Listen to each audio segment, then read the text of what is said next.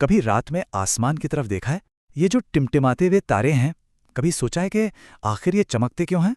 या फिर कभी किसी फूल को खिलते हुए देखा है? बड़ी हैरानी होती है ना कि उसे कैसे पता चल जाता है कि अब खिलने का एकदम सही समय है। दरअसल इन जैसे तमाम सवालों के जवाब एक ही बड़ी ही दिलचस्प दुनिया में छिपे हैं। तो चलिए आज विज्ञान के इसी अनूठे संसार की सैर करते हैं। तो इसकी शुरुआत होती कहाँ से है? देखिए, हर बड़ी खोज की शुरुआत एक छोटे से सवाल से ही होती है। और ये कोई आज की बात नहीं है।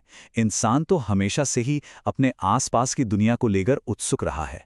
कुछ जानने या सीखने की इस गहरी इच्छा को पता है संस्कृत में क्या कहते हैं?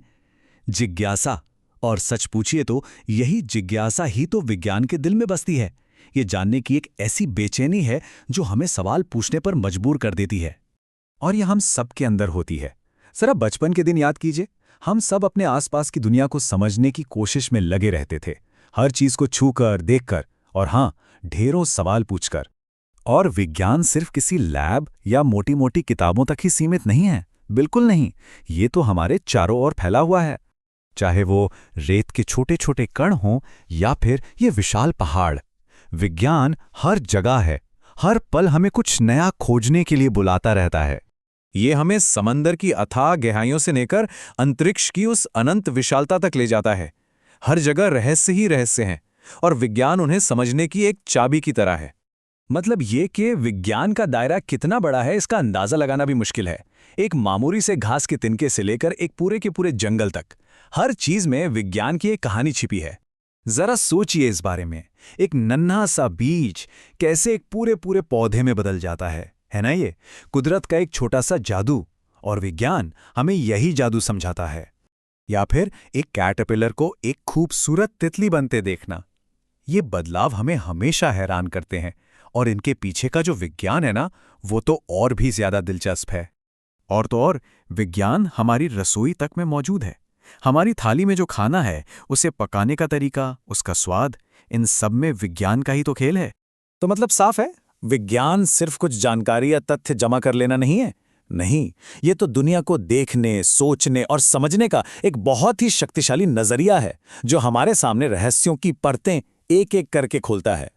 अब ये सुनकर शायद थोड़ा अजीब लगे, पर हम सब अपनी रोजमर्रा की जिंदगी में एक वैज्ञानिक की तरह ही तो सोचते हैं।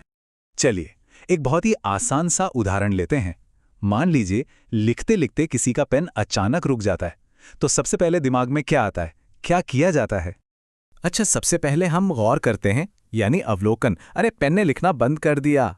फिर हम एक अंदाजा लगाते हैं, एक परिकल्पना, शायद स्याही खत्म हो गई।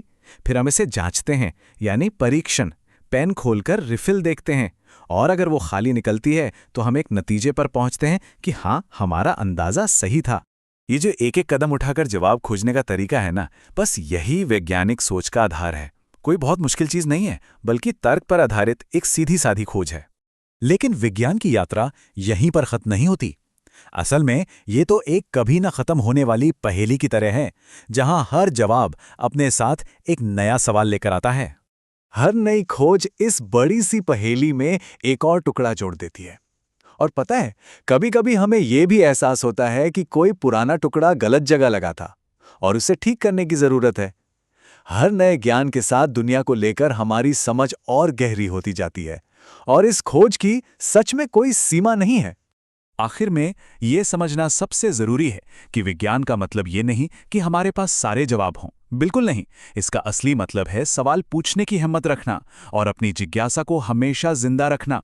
तो अब सोचने वाली बात यह है कि अगला सवाल क्या होगा।